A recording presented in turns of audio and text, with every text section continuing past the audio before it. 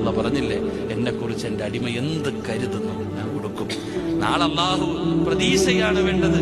നാളെ നരകത്തിന്റെ മുമ്പിൽ വെച്ചുകൊണ്ട് അള്ളാഹു ഒരുത്തന്റെ നന്മ തിന്മകൾ തൂക്കിയിട്ട് അള്ളാഹ് പറയും, നീ പൊക്കോടാ നരകത്തിന്റെ അവകാശിയ.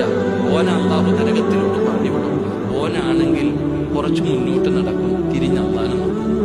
വീണ്ടും മുന്നോട്ട് നടക്കും, വീണ്ടും തിരിഞ്ഞു നോക്കും. വീണ്ടും മുന്നോട്ട് നോക്കും, വീണ്ടും തിരിഞ്ഞു നോക്കും. പോടാ എന്ന് പറയുന്നതിനനുസരിച്ച് ഇവൻ തിരിഞ്ഞിരിഞ്ഞു നോക്കാം. അവസാനം ഈ മനുഷ്യൻ നടന്ന് മലക്കുകൾ നരകത്തിന്റെ മുമ്പിൽ കൊണ്ടുപോയപ്പോ അള്ളാഹ് വിളിച്ചു, ഇങ്ങ് വാടാ, നീ അടുത്ത് വാ.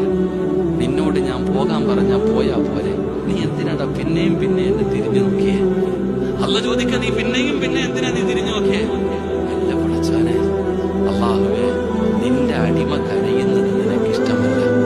അള്ളാഹ്, ഞാൻ ദുനിയാവിൽ പഠിച്ചിട്ടുണ്ട്, അള്ളാഹുവേ, നിന്റെ അടിമ കരയുന്നത് നിനക്കിഷ്ടമല്ല. നിന്റെ അടിമയോട് നിനക്ക് വല്ലാത്ത സ്നേഹമാണ്, നീ കരുണയുള്ളവനാ. പടച്ചോനെ, ഞാനിങ്ങനെ നിന്റെ മുഖത്തേക്ക് കരഞ്ഞുകൊണ്ട് നോക്കുമ്പോ എന്റെ സങ്കടം കണ്ടിട്ട് കേറി പോടാ എന്ന് പറഞ്ഞേക്കുമോ എന്ന് വിചാരിച്ചിട്ട് നോക്കിയതല്ല.